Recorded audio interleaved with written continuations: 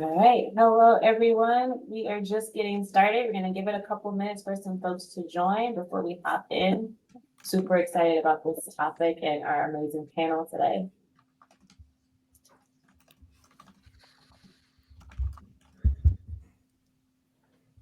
Thank you for inviting us. This is exciting to be with all of our colleagues. So really looking forward to it. I think Absolutely. Sonia made the point in one of her posts where she said this might be the first time we've had all of you together in one place to talk. I know.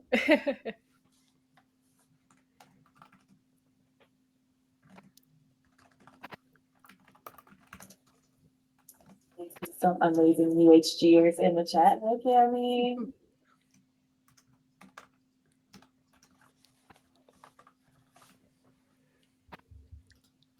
Cool. I think we'll go ahead and get started with four of you on the panel and a lot of knowledge to share. I want to make sure that we get everything that we can from you all and soak it all in. And so again, thanks everyone. This is our sixth and final part of our People Analytics Unplugged webinar series. Though we've been asked to do many more, Rachel and I need a break. So we're going to take a pause. But we will be consolidating all of these in one place so you can see them all. And all of the recordings are live on LinkedIn at the moment. But we will be consolidating them all in one place so that they're easy accessible. And we've also talked about using the audio for a mini podcast series too. So more to come on that. But super excited to have all of you here and to have our panelists. Today, we're talking about listening at scale, which for those of you that know Rachel and I, it is probably our favorite topic to talk about. And through this series, we've got a couple of questions of where does listening fit in within people analytics? And so really wanted to bring this surprise panel together because we didn't have it originally on our plan, but through all the questions, really wanted to bring it in and talk about it. And so Al, you were up first on my list, but would love for introductions and then just kind of jumping into what do you view as a listening ecosystem? What are the parts of that? And so we'll give everyone an opportunity to respond. But Al, you're first up on my screen. You jump right in. You're welcome. Yeah, thank you for that. I'm Al Adamson. I will answer it in this way: as I had the great fortune and honor of running employee surveys at Gap Inc. 20 years ago, and that in effect started my employee listening journey in the formal sense. And one of the key elements that was evident then, which is evident now, is not only asking the appropriate questions that are aligned with the values that are being promoted by an executive audience, for example, but also making sure that we're taking appropriate action based on the questions that we're asking. And there were several gaps that were present, and fast forward 20 years, that's still the case. So I think there's huge opportunity for our space to shrink the gap, if not close it, between what we're asking and what we're taking action on. So that's what's top of mind for me. Awesome. A little bit about your background and kind of what you do now. What do I do now? I am the Senior Vice President of Leader and Workforce Transformation at Perceptic. So I'm responsible for consulting, research, partnerships, and thought leadership. So very honored to be a part. I'm a veteran of 3 months. So it's a new role for me and very excited. And I also had the great honor of founding and running People Analytics and Future of Work community and conference series for many years. And so here I am. So thank you for having me. So I'm really excited to have you, and again to be on this side where I get to ask you all the questions this time. So love it, and glad to try to do my best. Awesome, Melissa, you're up next on my screen. Do you want to do a quick brief intro and then a little bit about the listening ecosystem? Thank you so much, Stephanie. I'm Melissa Arante. I lead the employee experience practice at Medallia. I've been there for 5 years now, and prior to joining, I was a customer of Medallia. So I'd been running EX and CX programs in Medallia. So a unique background, having both EX and CX, only CX for 2 years, but you can count on most of my answers incorporating something about the customer. So the key components of an employee listening strategy, I'm only going to give you 3, and I think only 3 are needed. One is the ability for the company to ask what's important to them, of employees, when it's relevant. The second is empowering our employees to tell us what's important to them at any time. And the final one, and I'm not sure if we'll call this a component, but I think it's the most underused part of employee listening, is text analytics. Just allowing our employees and managers to tell us anything at any time, and then using the back end to understand what they're telling us, I think is the most powerful tool we have today and potentially the most underutilized. Really love that. Text analytics is so critical, especially with all the comments and things that we put into surveys. So thanks for adding that. Anna, over to you. Hi, everyone. I'm so excited to be here today. I'm Dr. Anna Hewlett. I have been practicing as an IO psychologist for over 10 years, getting closer to 15 at this point. I got to update that part of my intro soon here.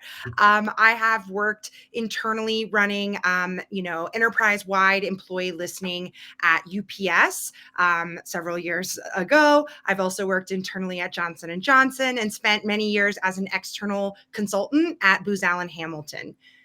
The past several years, I have continued being a consultant, but for Qualtrics. So I'm an XM scientist at Qualtrics, where I serve as a methodology SME for our customers on all things employee listening, as macro as designing a holistic employee listening strategy for your enterprise across the talent lifecycle, and as micro as what exact word are we going to use on this survey item. I'm so excited to be here today. And of course, I agree with what has already been shared by Al and Melissa in terms of elements of that employee listening system and strategy. But I'd also like to add a few things to the mix around what I think is also critical to have alignment with your overall organizational strategy, as well as your organization's talent strategy, making sure your employee listening program is connected to both of those elements as well. The other elements I want to mention are starting with the end in mind and focusing your program on what will we do with this data? Who will be accountable? How will we support those folks so that they can be successful in taking action on these insights? So that's me, and excited to keep the panel going. Awesome, thanks, Anna. And over to you, Sonia. What a fun group. You're right, Stephanie. I was probably like the most excited when this came about. I was like, so fun to have everybody together. So my name is Sonia Lucina. I am the president at Question Pro Workforce. I run our employee experience business unit. I also am an IO psychologist. I will not tell you how long I've been practicing. It's a little bit longer than Anna. So I won't put a number on it, but it's been a while. No need. Yeah. It's been years. It's been, maybe decades. And so to me, I think what's really interesting about employee listening, and something that I've been thinking about a lot lately, is I always try to parallel the work that I do to my personal life. And so I was born and raised in former Yugoslavia and Serbia, and then I spent a couple of decades in the US, a little bit in London, and now I'm in Buenos Aires, Argentina. So with all of that in my life, I've learned 3 languages at different parts in my life, and I travel a lot, and my team is all over the world. And so I'll give you a couple of quick anecdotes that will lead to my takeaways. So when I first moved here, my husband and I would talk, and would say something and be like, relax, relax, relax. And after a while, I was like, dude, you gotta stop telling me to relax. Like, that's not going over very well. Well, it turns out in Argentina, like, tranquilo is like, you just, pass by and say it, no big deal. In the US, you tell somebody to relax, like, so not that well received. And now when I was recently in India, a lot of my colleagues were WhatsApping each other, which is very common in Latin America, still a little less in the US. And I was WhatsApping someone. I'm like, why? Oh, no, here you have to call in India. They don't really answer. I was like, what? Oh my God, so many nuances. And so this actually, Stephanie reminded me of one of our listening conversations recently, is that it's so important for us to stay in tune, both within a country and really globally. What makes people most comfortable to open up? Like, what's the way for us to ask and receive that information? If it's in surveys, is it something that really needs to be anonymous or people will not answer? Does it need to be a link? Does it need to be in a QR code? Does it need to be a conversation?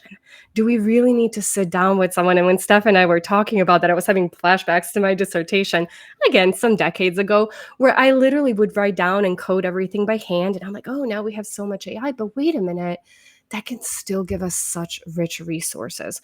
So it's really to think about, who do we want to get this rich information from? And then where's the best place to meet them? How do we ask and how do we take that information to make them the most comfortable to share what's most valuable to them?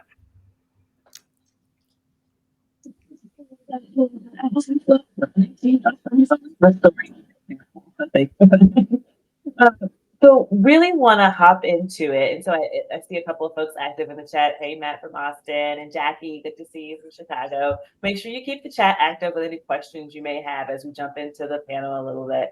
And so we've got some of the biggest hitters in the space on this call: Perceptics, Question Pro, Medallia, Qualtrics. And so really, as we think about employee listening as a whole, what should employee listening be impacting? What are some of the organizational outcomes we expect to see change because of listening strategies that companies may put in place? And Anna, I'll start with you on this one. Sure.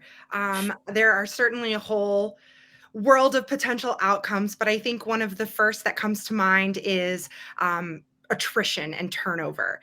And I do want to preface this a little bit by saying, while maybe 4 or 5 years ago, that would be, an immediate answer to say, yes, attrition, we can impact attrition with employee experience insights. And we certainly still can today. I do want to talk about briefly the way that our kind of cultural ideas around intent to stay have really shifted during and post pandemic. So I want to mention that that's certainly still an outcome that we should be tracking and using our employee insights to better understand, particularly around groups like high potential talent, or perhaps there are certain diverse groups of marginalized individuals that we're targeting and trying to really work and maintain that sense of retention and commitment and engagement to the organization. Overall, we are seeing a little bit lower intent to stay post-pandemic, but I think this is a really fantastic place to better understand key talent groups, why they're leaving, when they're leaving, and how we can intervene and retain some of that top talent. So that's the first one that comes to mind for me. Love it. Anyone else want to add to what Anna mentioned? Alan. So, and I love your answer. And I gave this a lot of thought because I thought, goodness, like employee data should impact everything. And then one thing that I started to thinking about really is the bottom line, right? And popular, unpopular answer, I don't know, because any of you that know me, I have like all the best intentions at heart. Like if you look at my LinkedIn profile, I want to make people happy. Like that's why I do what I do. Now, with some experience, I've realized that for an organization, if you can align your employee experience and your customer experience, which I know a lot of us do, when you can find data that really clearly shows your CEO or CFO that, hey, like really, if we have happier employees, like we're retaining more of our customers, we're making more of the money, that comes back to trainings for employees, to promotions, to more headcount, so there's less burnout. So I gave the caveat of an unpopular answer because I didn't want people to be like, oh, but Sonia, like, come on, where's your heart? Why is it revenue? But in so many ways, if we can make that tie, and if we can understand how we can have that clear impact, it's one of the best ways that we can reinvest in the organization and give employees some of those biggest things they want, right? Because one of the most terrifying things to ask on an employee survey is, are you satisfied with your compensation? Because nobody ever almost is, or are you really happy with where you are in your career? Meh. If you're an organization when everyone's like, yes, I love it, call me. Because all the market research I do, all the organizations we talk with, it's one of the lowest scores. So that's where my mind really is how can we continue to more effectively think about tying that employee data because of all the good that we want to do for our employees, because of the DIB initiatives, because of the well-being, because of the career growth. But how can we continue to talk about in such terms that really realizes that bottom line impact of the organization so we can reinvest more effectively in our people? If I can add on to Sonia's comment, I completely agree. And I focus on the bottom line too. And the reason I think it's so connected, as you described, is because our employees joined our companies to deliver on our brand promise. That's why they came here, because they believe in what we do. And their job isn't just their job for so many. It's their life. It's their identity. We meet someone and we say, I'm an analyst, right? Or, I'm a software engineer. So that's why they came here, and that's why it's already so tightly tied. So the ability to bring the data together, as Sonia mentioned, and be able to look at what happens in the employee experience and how does that impact customer outcomes. Once we tie that data, we could look at cross-sell, we can look at upsell, we can look at share of wallet, we can look at repeat visits. There's so much value there, and that's why our employees are here, and that's what they want to tell us about. May I chip in?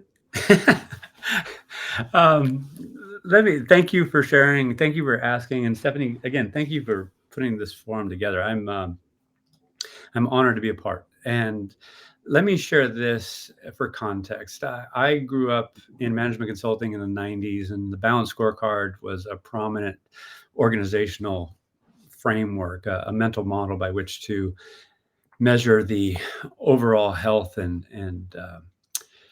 interconnectedness of an organization and how employees impact the customer experience, how they impact organizational efficiency and effectiveness, and in turn, downstream outcomes.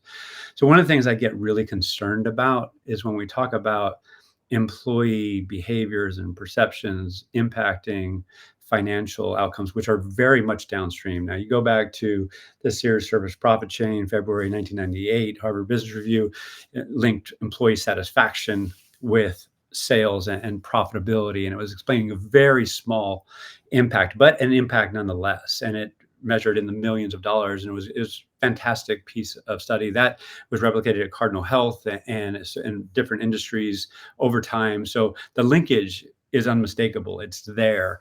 One of the things that I just want to call out as you're designing an employee listening program is that all of us, regardless of the vendor that you have, you're going to impact what I would call level 1 outcomes. Engagement is an outcome, and that drives retention, which would be a level 2 outcome, and customer satisfaction and innovation. But financial outcomes, there's so many variables impacting financial outcomes. It's the industry in which you're in. So being very mindful of the limitations of that downstream linkage, but also because you can do everything right in HR in terms of your talent strategies, you can drive up engagement, you can improve retention.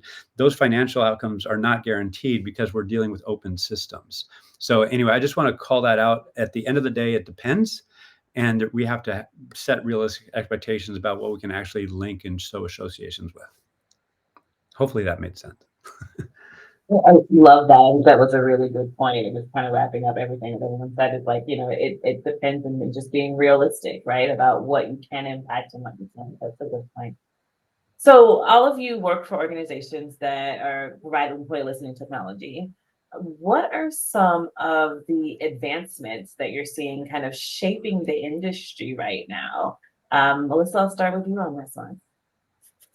Sure. Well, I'm actually going to comment on so many technological advancements that we've had for many years that we're not taking advantage of in employee experience and employee listening. I'll just start with video. Employees can provide feedback by video, and we have customers doing that. One of the things that helps us with, is Sonia mentioned, having global employees, when they can provide feedback by video or voice, their words can be translated in real time from their native language to English. So they can speak in the language that's comfortable for them, and then executives and others can consume it in English or whatever their native language is.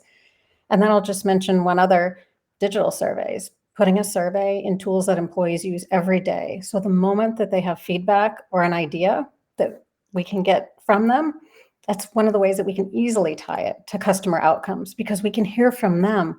Why was it hard to do their job at that moment? Or why was it hard to do that transaction with that customer? When we improve that based on their feedback and ideas, we can directly tie that to customer outcomes and ultimately revenue. I'm just going to jump in. Go ahead, Al, you go ahead. No, me? Well, first off, I want to comment on what Melissa said. Absolutely love that. In terms of technological innovations too, and I know Medallia is talking about the ability to activate on the insights as well. So at Perceptics, have launched recently intelligent nudges that's based on the system for which they're responsible at that point in time, also giving agency to the individual to focus on the areas that they want to focus on, and thirdly, from the organizational level. So that advancement is going to drive habitual behaviors around the themes that are most impactful to improve the key metrics that are important to the employee experience in that group. And the final thing I'll say is that regardless of what technology that you use or what method that you employ, and it was said earlier, beginning with the end in mind and understand the outcome that you're trying to drive is going to be paramount. So I see a lot of noise and confusion, and hopefully there's a focus theme. So it's not from the employee perspective, there's just so many asks that it gets diluted, and the actions in the best case scenario are very focused, for example, around growth mindset or whatever is going to drive cultural transformation in a very intentional way. So, Anna? Yeah, and I would just have to do the obligatory mention of our friend AI, and go ahead and break the seal on that one. I'm certainly sure that multiple, like I'll mention, regardless of kind of what vendor you're working with or technology platform you have, there is so much exciting advancements happening around the use of AI in employee listening. And I can speak from my organization in particular, where after my many years of being a grad student, manually reading and coding thousands and thousands and thousands and thousands of comments, I am so excited about our AI comment and open-end text analysis features that are coming down the pipeline. And again, we're not the only ones that are innovating in this space. So hopefully, no matter kind of where you are with your technology providers, you're getting to see some of these exciting innovations around AI, and not just comment analysis, but another feature we're working on is more of a virtual assistant that you could have managers perhaps ask things like, where should I be focused? I'm overwhelmed by these results. What's the most important thing for me to focus? Or what's the one takeaway I should be focused on here? Or what's the one thing I should be concerned about?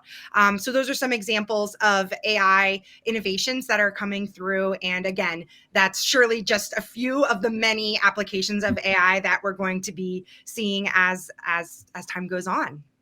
Yeah. And I definitely plus one, Anna, you for AI. And I was laughing the other day because to me, so many people that I've talked with, when I say, hey, what would you like to see better in employee listening? A lot of them say, talk about the open-ended analysis. And I know with several of you, I've talked in the past about, is there ever going to be a day that AI is going to be as good as a human brain to really understand what's going on and to really affect them? I don't know, hopefully, but the jury is still out. And to get the most out of AI and the human brain, I was laughing because last week you were saying, back in the day when you coded things.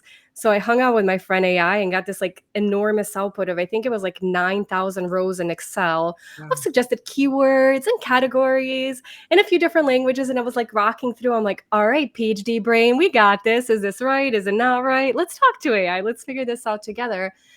In that best effort to do that. And I would say one more thing that people ask us a lot that we're working towards is, I think today a lot of organizations are afraid of what they don't know. It's I don't know what I don't know. Can you help me know what I don't know so I don't overlook something really big? Because if I don't know to ask. And there could be something bubbling up with our employees that's so big and so significant and so timely. And if I don't see it, that could be a really huge miss. So that also usually goes with open-ended, because my goodness, we can only ask so many close-ended questions on a survey, right? No matter how frequently you ask it. So it's that ability to ask it in an open way and start to find those things bubbling up that maybe you wouldn't have thought of. But earlier we were talking about Gen Z, and I'm like, trying to learn Gen Z. I don't know. It'll take a little bit. But again, that's a really great way to use some of that technology, is to ask some open-ended questions and then start to see what do different individuals feel like, and start to be able to get to the nuances maybe faster than, again, our human brain could, sifting through all of that information just alone. Mm-hmm. And Tanya, I'm going to start with you with the next question while you're up on the screen really big. But it's a two-part question. Switching gears a little bit from technology to strategies within organizations. So this first one being kind of the first part of it, what are some innovative strategies you've seen companies implement with the listening strategies that have led to positive impact on employee experience? but also what are some common challenges that you're seeing? Yeah. What are some things that you've seen organizations kind of hit bumpy roads on where they've needed support, and how have you helped them work through that?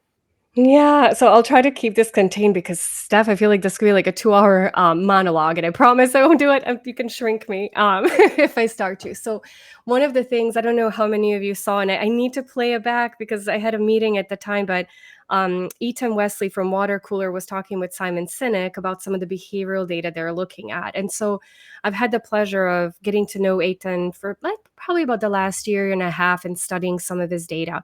And so I think there is still a big opportunity. One of the things that he and Question Pro collaborate on is the behavioral data, coupling with the survey data. And how do you make sense of what's happening, right? How do you make sense? I know big conversation topic in a blog post with Simon Sinek was, engaged people seem to be working on the weekend. So maybe that's okay. And I'm like, no, wait a minute. So again, I still need to rewatch the conversation later. I don't know what happened, but I think that there is a really big opportunity still between the what and the why and how organizations do that. Now, there are a ton of, I know, still privacy issues with behavioral data and different things like that. So I think there are some ways that we can channel surveys to more effectively understand that. But I think that that is one big area to look at. And one of, one of the areas that I still think most organizations haven't fully figured out, but there's some promise in it.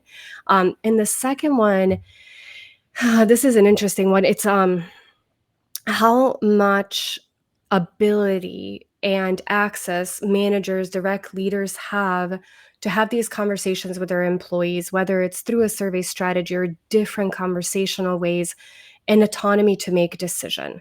And so when we think about still, these annual surveys, or even if it's quarterly, whatever it is, usually it's from the top. And a lot of times managers get their own data. But how do we empower them to really look at it as a way to have an ongoing conversation with their own employees, with their own group, and get information they know how to act on, but then also know what to do with that, right? Because that's always my big struggle around, we want to empower managers because we want to give them all these technologies and tools, but are we empowering them with information, or are we just overwhelming them with more responsibility, but not with enough ability and knowledge to know what to do with that? So I think that that's another area where I think all of us collectively here kind of moving towards, but still figuring out what's that best balance between technology as an enabler, and then knowledge as something that empowers. And one thing that is still a challenge, I would say, is, we're still seeing some of our clients like, oh, we're not asking often enough. Now we're asking too often, it's too much. And still the paralysis of action planning and action taking. Oh my God, thank you for the nods. I want to give you a hug. I'm glad we're not alone. I'm like, please, somebody else tell me you're out there. And it's hard. Like I was thinking leading up to our conversation today, like how many of us at some point in our life have said, oh, I'd love to drop like 10 pounds. And you would think, okay, so I can drink a bunch of water, I have little weights under me, but let me tell you, it's not that easy. And maybe one goes, maybe two goes, so it's not that we sometimes don't have the tools. It's not that we don't have ideas, but sometimes they're real life challenges. And how do we overcome those? But how do we also, maybe the lack of traction, the lack of progress that we'd like to have, how do we make sure it doesn't discourage us? And to say, my goodness, I've tried this now 10 times. What's the point? Well, there are different ways to approach it. Maybe there's somebody else that can help me. Maybe there's different inputs that I can get. But I would say, in that whole cycle, that is still the biggest opportunity. And I think to Al's like financial point, kind of a different example, but there's so many inputs, right? There is resources, and there is budgets, and there is time, and there is knowledge. Like it's not an easy switch to flip, but I think anything worth doing a lot of times will take a lot of time and energy. So if you're somebody listening, and probably most of you are like, yep, been there before, know you're not alone, and know that it's worth it.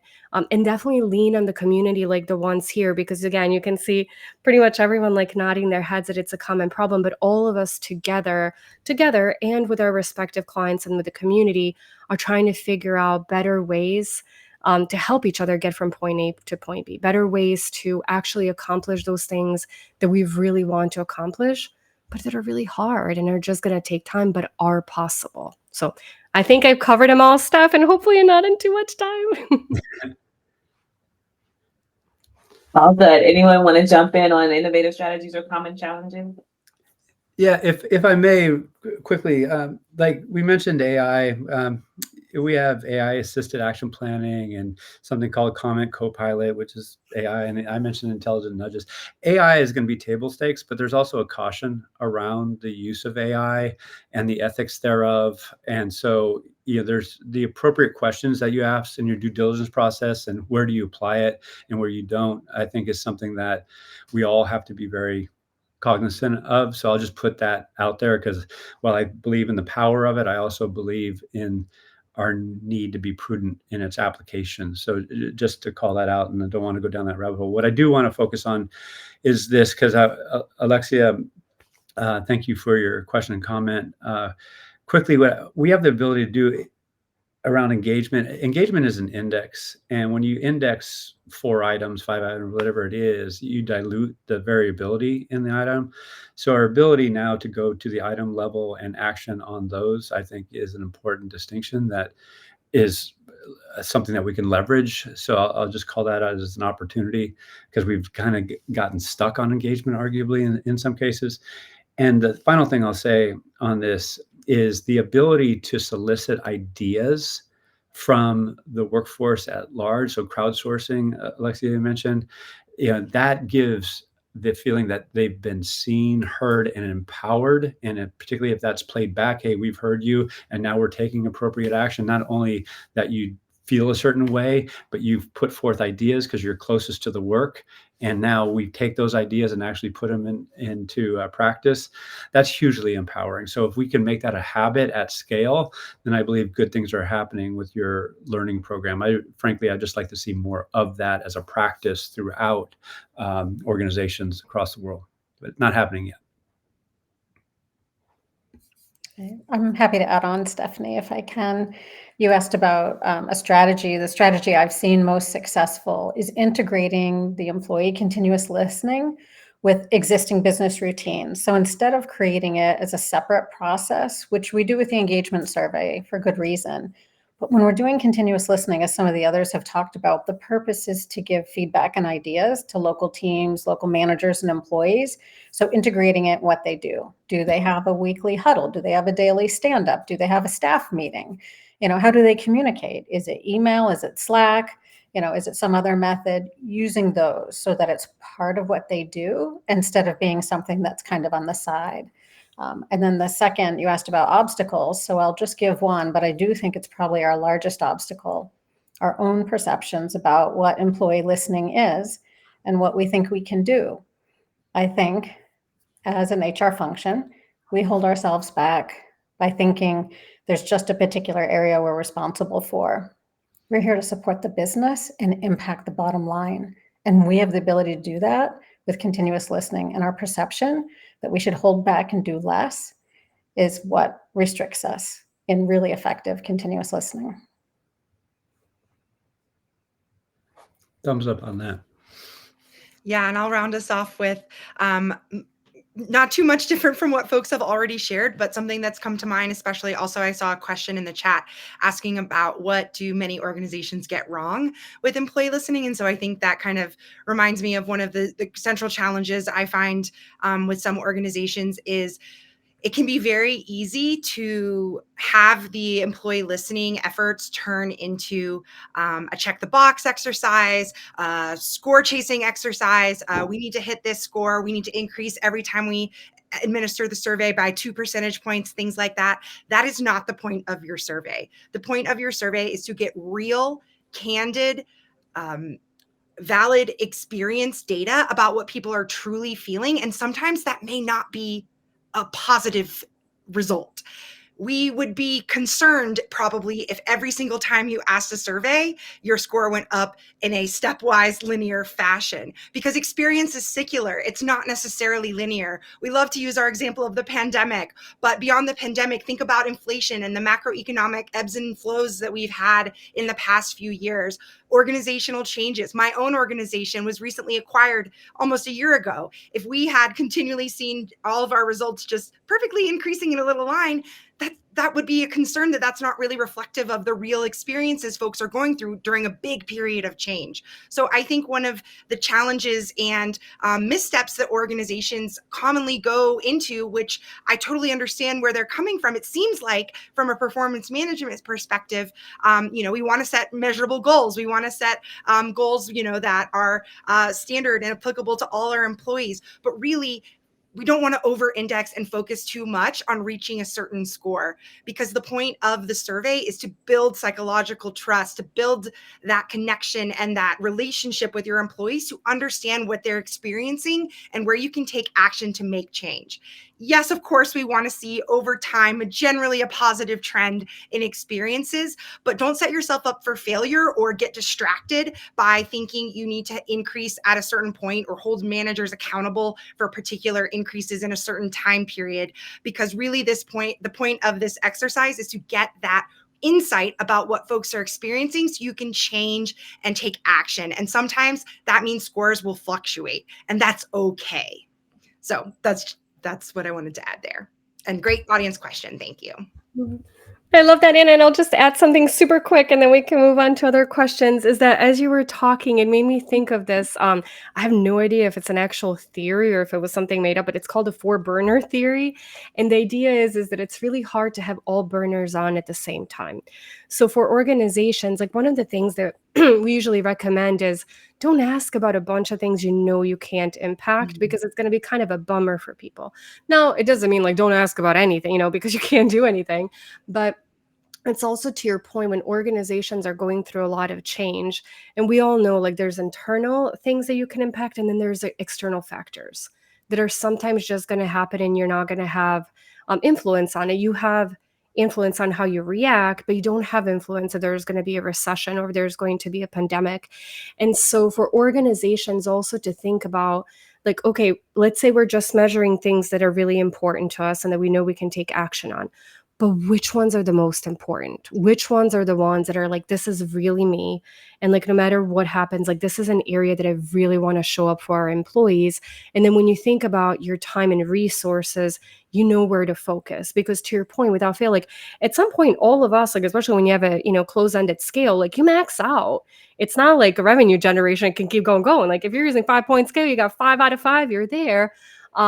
So it's not necessarily just the growth and being higher, but also just focusing and maintaining those areas that you say, this is the essence of who we are as an organization. So even with internal challenges, even with external challenges, we love to be great at everything. But knowing that that's going to be probably impossible, these are at least the things we want to make sure we don't take our eye off of.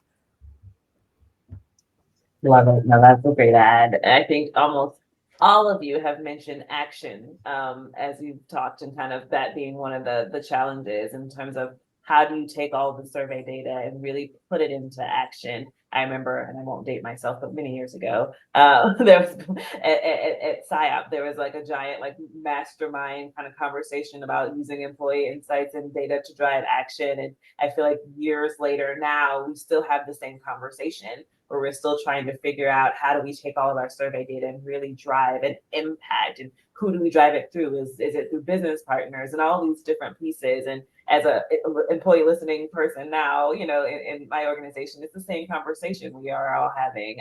And so would love to hear from the experts here, like how are your organizations thinking about actioning, and how are your platforms that you're using, how are you enabling action in those platforms and making it a lot more, not easier, but more straightforward about how to go do those things and really drive change. Al, I'll start with you this time.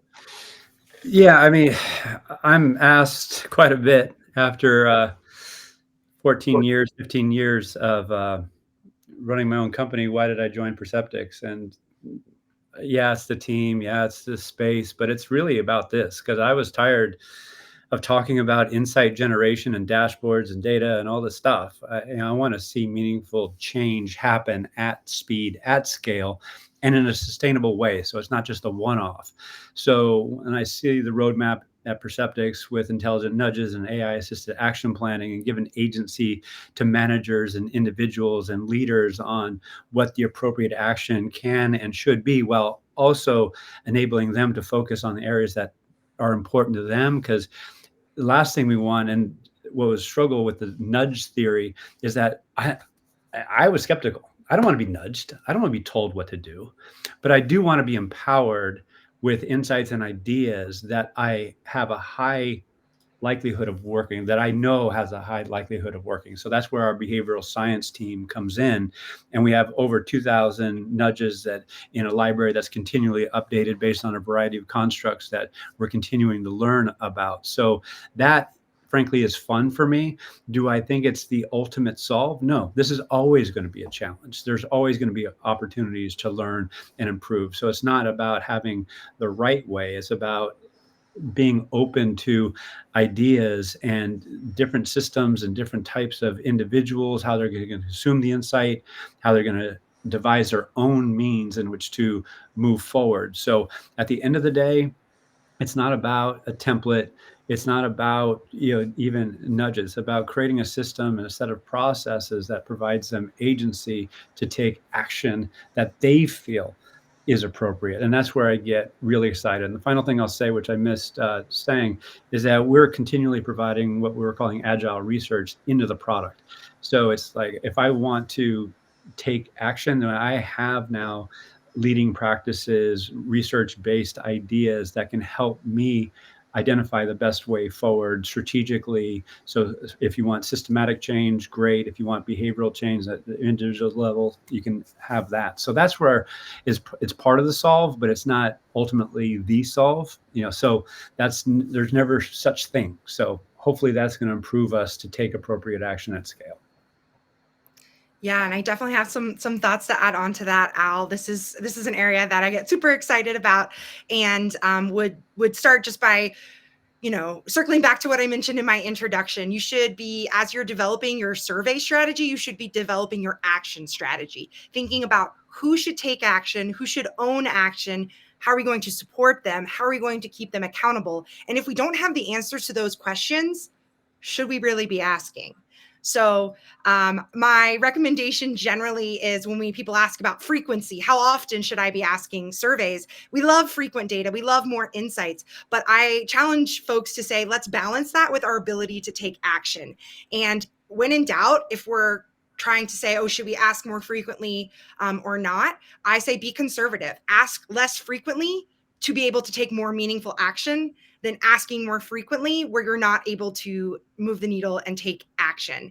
And some specific ideas that I've seen lately that I think are really fabulous would be utilizing your additional survey touch points like pulses, not just to get more data on the same kinds of information, but utilizing your pulses strategically as a tool for action tracking and action driving. So that would be things like asking questions on the pulse for folks that might be things like, my leader has shared the results from the previous survey, or my leader has shared their commitment to action from the previous survey, or my leader has communicated progress updates. And for those who say, yes, I do know what's going on with my leader and their commitments, asking follow-up questions like open-ended, maybe soliciting ideas. So you've confirmed already in the survey that your leader shared their commitment to action, but now qualitatively, do you have any ideas that could be helpful for your leader so that we can then get that back to them and they can use that to fine tune and pivot where they've already been focused. So I love using our pulse survey as a strategy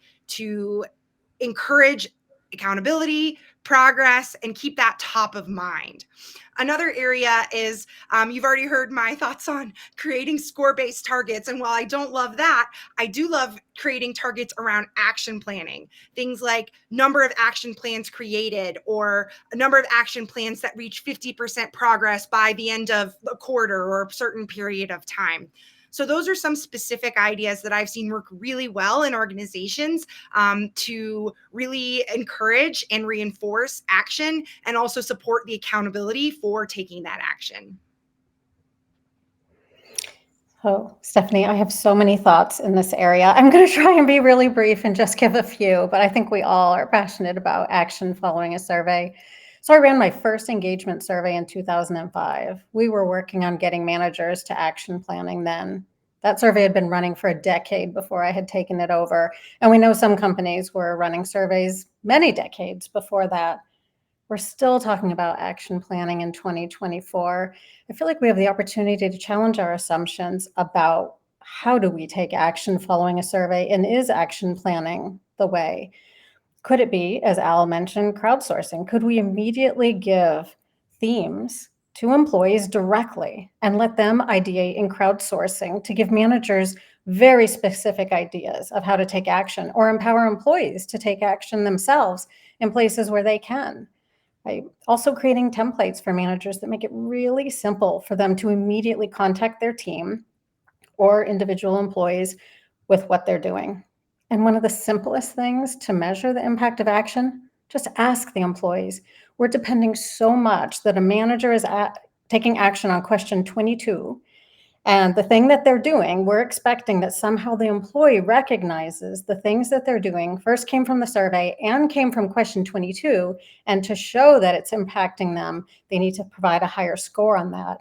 I think those relationships are too tenuous, and we have an opportunity to do something that's more impactful and more straightforward. And I'll just quickly add as a bookend, I love all of this, and I feel like I'm learning so much from everyone, so thank you. And if any of you noticed the funny grin on my face as Al was talking, is that every time he talks, I realize how long him and I have been friends, because at Question Pro, he talked about empowering. We actually called our action planning platform Empower, just channeling that. So when he was saying, like, me too, I think it's, it's something that's important to empower people.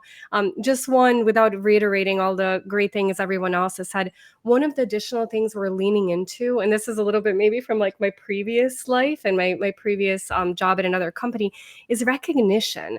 So one of the things that we're experimenting with, on top of templates and themes and access to employees too, is let's celebrate the people, right? So we're looking at some data like who's involved in the most initiatives, who's leading, who's providing ideas, and experimenting with ways to give those people visibility, because that's a lot what we've seen in our market research and our client surveys, is that people still love to get recognition, and most organizations can still be better at it. And so we're saying, how can we take one challenge and another challenge and combine them and see if they can help solve each other?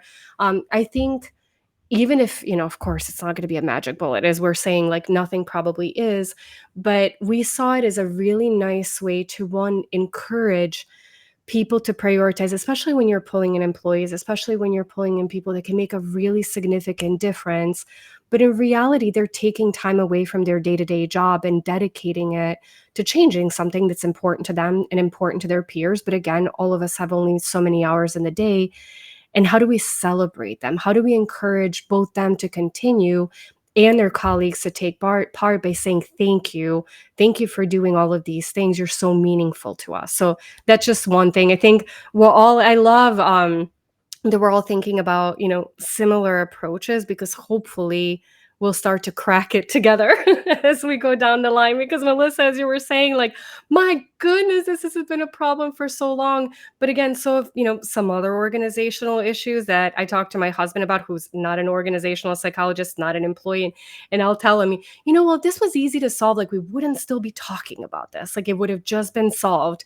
But here's to hoping, and especially in having great conversations of all of us together, that we'll be able to somehow move the needle a little faster. And the next time, Stephanie and Rachel, you have us together, we'll be like, action planning, no problem at all. We've got it.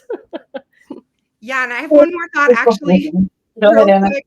I just want to mention too, and I think Melissa and Sonia, you were kind of getting at this in your conversation too here, is that demystify action. It doesn't have to be this formal 25-page, multi-bulleted report. It can be smaller micro actions, like if your opportunity area is around communication. Maybe it is, making a change in the format that you do your regular team meetings, or maybe you don't have a regular team meeting. Set that up. There you go. If it's recognition, maybe it's just building in 5 minutes into your regular occurring meeting or existing communications to highlight recognition and progress that folks are making. So the action doesn't have to be some massive initiative. They can be, and there's a time and a place for those. And usually those those should probably be owned by, more strategic owners and leaders in the organization, and not necessarily the average frontline manager. But action can be small, can be informal, and still have great impact. So just want to mention that as well when we think about action. Make it less of an intimidating hurdle and more around any change is better than no change, even if that feels smaller or informal.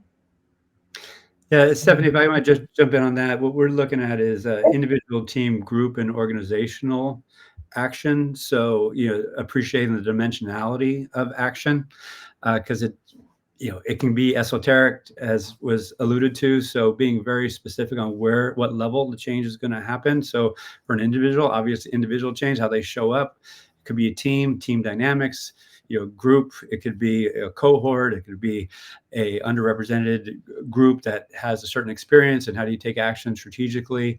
So there's a variety of dimensions that need to be appreciated up front, and then questions asked accordingly, with the idea of certain actions taking place, but with the openness to learn as well. So no, it's a great point. Love it. I feel like we could have an entire panel conversation just on action planning. And so with this, for the sake of time, we'll switch gears real quick and try to squeeze in at least 2 more questions in the last 10 minutes. And this one is one that's really important, just because as we were having this people analytics series, it came up a lot of like, where does employee listening fit in this puzzle? And I mentioned a little bit in the introduction. And so would love to hear from you all, just like, where do you feel like employee listening fits within HR functions, within people analytics, within performance management, learning development, all these different pieces? What is kind of the role of employee listening in those buckets? Where does it fit? And then this also probably ties to a question Teresa had on just like, should it be in-house? Should it be out-house? And then like external, with engaging in consultants too. So thinking about employee listening as a whole internally, where does it fit? And then also from an external perspective, should it be something external or internal? And I'll start with you on this one. Okay, great, fabulous. So I will first, I guess, answer the part of the question about where should this sit and who should be owning this, and skills and things like that. So here I like to take a really practical approach and encourage self-awareness and reflection about your current organization. Theoretically, you could completely take care of this in-house. Theoretically, you could completely take care of this out of house with your external consultants. It really depends on the resources and skills you have at hand in your organization. So that's why I encourage that self-awareness, self-reflection, thinking about your specific needs. The skill sets exist inside of organizations and outside of organizations, and the right fit is really going to be dependent on your individual organizational situation. That said, if you're asking about skill sets, I certainly would say folks that have a background in strategic talent management or strategic human capital management is always fantastic, paired with strong skills in data analysis and insights and presentation, things like that, so that you can both have that more granular focus on how to interpret these specific results from a certain survey or a certain survey program, but can also have that ability to zoom out and connect to larger parts of your organization and your organizational strategy. So if that sounds like a unicorn or a diamond in the rough, you may just have multiple folks bring different levels of those skills and kind of pull together a complementary group. That may not be one single person or one single team, but likely could be multiple folks that may also be, again, a mix of internal and external, depending on your individual situation. And then to answer the part of the question around pulling this into employee survey results into your other kinds of functions, one that I think I'd like to spend a little more time on is one I mentioned earlier around using your operational data, your HR data, your people data, to come to understand how to use your survey insights at the same time as those. So that could be, for example, using performance ratings and coming to identify who are our top performers at the same time as using those results in combination with your exit survey data, your attrition data, and engagement data to start to build a predictive attrition model and see, okay, where are we seeing these experiences start to change for our high potential talent? We could maybe even bring in onboarding and track from the entire, employee journey where our folks are having changes in their relationship with the organization, with their engagement, their sense of inclusion and well-being, and start to design interventions ahead of time before our top talent starts to take their foot out the door. Because like I mentioned, the whole world has really changed their perception around intent to stay and commitment to organizations in the past 4 years. And so it's even more competitive, even more of a priority for organizations to start tracking and understanding their top talent and figuring out what motivates them to stay and how we can maximize their time in the organization and hopefully keep them for as long as possible. I'll let the other panelists share some other ideas here too. Great. So I'll go next, if that's all right. I'll be brief. We talked about where could employee listening sit within the organization or outside. At Medallia, many of our customers are not in HR. They're in operations, they're in sales, they're in contact centers, and they're in customer experience.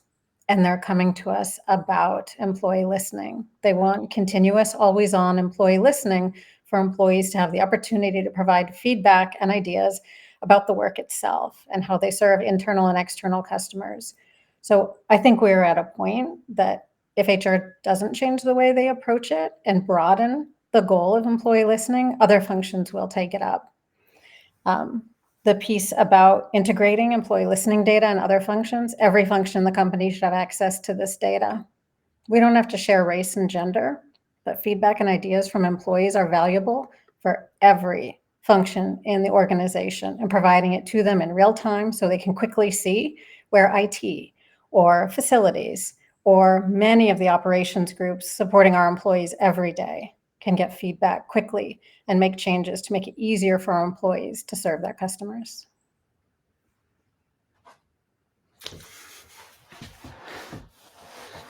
I'll jump in real quick. First off, Stephanie and Rachel, thanks for having us. Thank you all for who joined and providing your questions and listening and learning along with us, because I too am learning a lot as we're going here. Very simply, it depends. That's a typical consultant answer, but depending on the size of the organization, depending on your internal capability, depending on your goals, it can sit anywhere. And I've studied this for 20 odd years, and I'd love to provide a leading practice, but there's so many dependencies, so many variables at play. It really is what's most appropriate, given, again, your goals and internal capacity. And then frankly, there's a shortage of talent to do this work. So for me, I would tend to lean first and foremost on buying or using one of the vendors that are so capable here. And there's consultancies that are skilled at doing it. So if you're going to develop an internal capability, you better be a large organization. You better be in it for the long haul. But again, honored to be here. And Sandy, you want to bring us home on this topic? I'll just do a big ditto. I know we have 2 minutes. So love it. Agree with everyone. And one thing that I'm thinking about, because totally, of course, it depends. I think either route that you choose, even if you do something internally, maybe you don't need a consultant, but talk to someone externally. Because what I see a lot of times, especially organizations that have done something for a while, for any of us that do something for a long time, is like we start to get a little bit of the blinders, right? We lose a little bit of that innovation. And so it doesn't have to be a formal engagement. It doesn't have to be anything big. It could also be talking to your peers. Hey, what are you up to? But keeping that conversation external always, I think, really sources and fuels ideas and innovation. And worst case scenario, just confirms you're doing what you should be doing. But I think more often than not, it gives some of that additional energy and additional I didn't think of quite of that, but let's do it. But again, it doesn't have to be in a formal way. I would just say a lot of us, myself included, sometimes I find myself in a silo and I'm like, oh, wait a minute, there's this whole big world around and there's so many people who are smart about this, and let me go have that conversation. So I would just add that little bit to all the great answers ahead of me. Awesome. Thanks, everyone. I know we are at time, so we'll go ahead and wrap here. Thank you all for joining us. I do want to make sure, Anna and Melissa, any closing statements? I know Sonia and Al just had theirs. I want to make sure there's nothing else you wanted to say before we hop off. No, just thank you all for being here today. Thank you for your engagement with questions. Thank you to the other panelists. This was so amazing to connect and learn from you all. And thank you, Rachel and Stephanie, for organizing. Yeah, so I'll just say thank you also, and I hope we have a part 2 at some point. Yes. Yes, most definitely needed. We didn't even get to all of our questions. Really appreciate you taking the time to chat with us. And thanks everyone for joining and listening in. Thank you Thanks, all. everyone. Bye. Bye. Bye, y'all.